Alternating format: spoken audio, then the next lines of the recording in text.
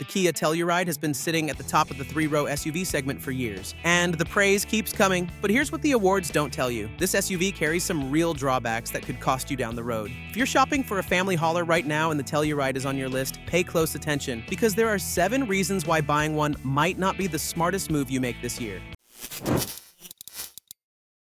Number 7. Not the most engaging handling. The Telluride is a large, family-focused SUV, and no one is expecting it to carve corners like a sports car. That's perfectly fine, but the handling situation goes a step further than just being not sporty, and it can actually feel unsettled in ways you wouldn't expect from a vehicle in this price range. The ride is on the firmer side, and on rougher roads, the Telluride has a tendency to get knocked off its line by uneven pavement. Think about what that feels like on a long highway stretch with a full car. That constant, subtle correction pulls your attention away from the road and puts it on the vehicle itself. That's not where your focus should be. The steering is precise with decent weight behind it, but the overall package doesn't inspire the kind of confidence that rivals like the Toyota Grand Highlander or the Mazda CX-90 are delivering at similar price points. Those rivals are pulling ahead with better chassis tuning, and the gap is noticeable. For relaxed family driving on smooth roads, the Telluride is manageable. But if the ride already feels compromised up front, wait until you find out what's happening to the passengers sitting furthest back. Number 6. Tight third row.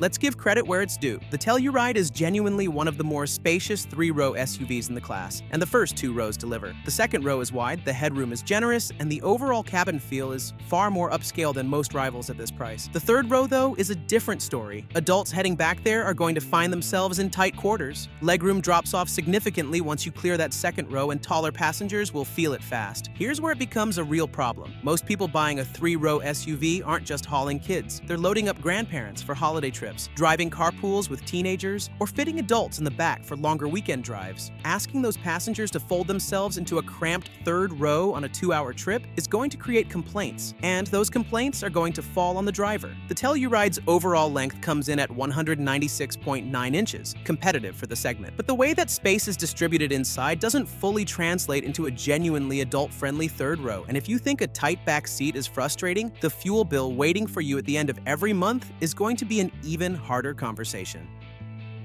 Number 5. Thirsty V6 engine. The Telluride is running a naturally aspirated 3.8-liter V6, producing 291 horsepower and 262 pound-feet of torque, paired with an 8-speed automatic. The engine is smooth, pulls well enough, and the transmission shifts cleanly. Performance gets the job done, but the fuel economy numbers are where things start to sting. Front-wheel drive models are rated at 20 city and 26 highway. Opt for all-wheel drive, which most buyers will, and those figures drop to 18 city and 24 highway. Now put that into a real-world context. A family putting 15,000 miles a year on an all-wheel drive Telluride is going to be spending noticeably more at the pump than they would in a hybrid-equipped rival. That gap compounds quietly, month after month, until it becomes a number that's hard to ignore on the household budget. The competition is moving forward fast. The Toyota Grand Highlander already offers a hybrid, and the Jeep Grand Cherokee L is getting electrified variants. The Telluride is still arriving with a gas-only V6 and no hybrid option in sight. But the fuel cost isn't the only thing draining your patience daily. There's a connectivity issue that's going to show up every single morning before you've even left the driveway. Number 4. No wireless smartphone connectivity.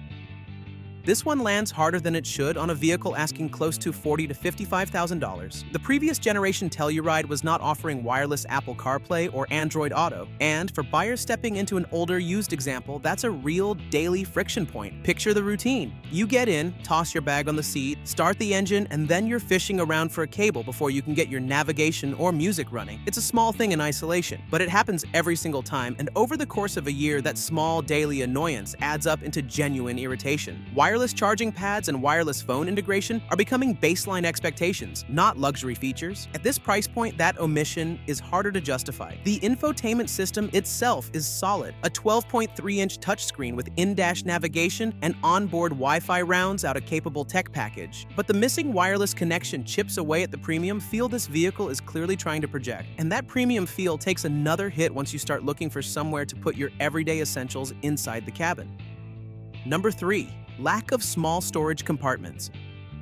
The Telluride does a lot of things well inside. Build quality is excellent, materials feel upscale, but day-to-day usability takes a hit in one specific area: small item storage. The places where you want to drop your phone, sunglasses, loose change, or a small bottle. Those spots are simply not as plentiful as you'd find in key competitors. Anyone who's driven a family SUV for a full week knows what this actually looks like. Phones sliding around on flat surfaces, sunglasses sitting on the armrest because there's nowhere logical to put them, loose items migrating to the floor by the end of the first day. The center console handles the larger items reasonably well, but the smaller grab-and-go compartments that families rely on constantly just aren't there in the numbers you'd expect. With multiple passengers, multiple devices, and all the gear that comes with family travel, that shortage starts to feel like a design oversight rather than a minor quirk. But if the interior layout is already dividing opinion, the exterior design is about to divide it even further, and far more visibly. Number 2. Polarizing styling.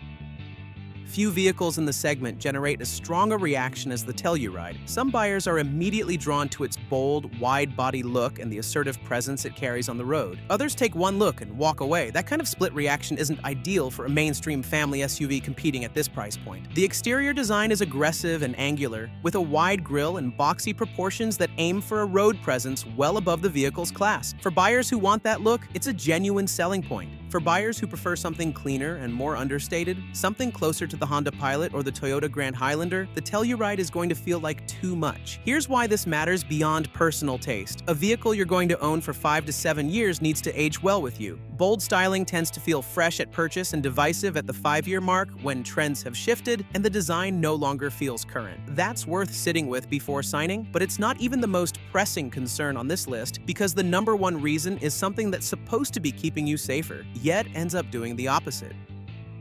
Number 1. Oversensitive drive assist features.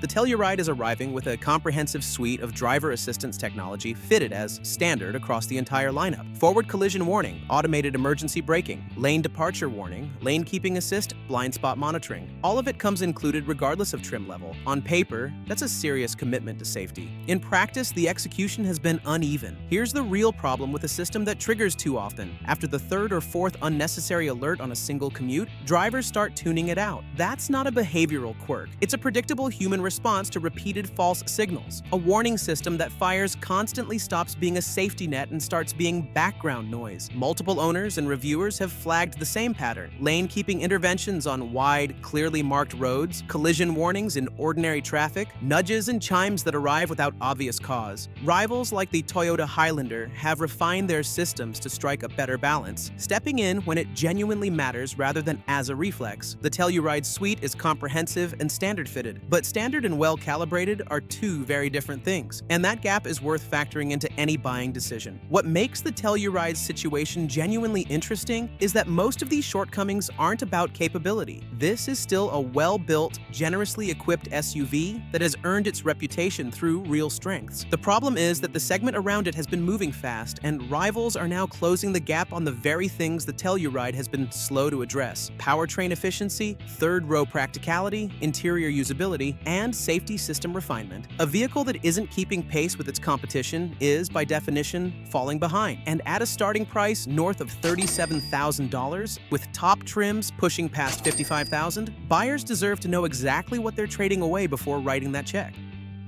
But don't believe that you'll find a mid-size SUV without a solid portion of drawbacks. Every model has it, including the Ford Explorer you can check out in our next video. From the disappointing driving experience to the underwhelming interior quality, the Explorer falls behind the competition in so many different ways.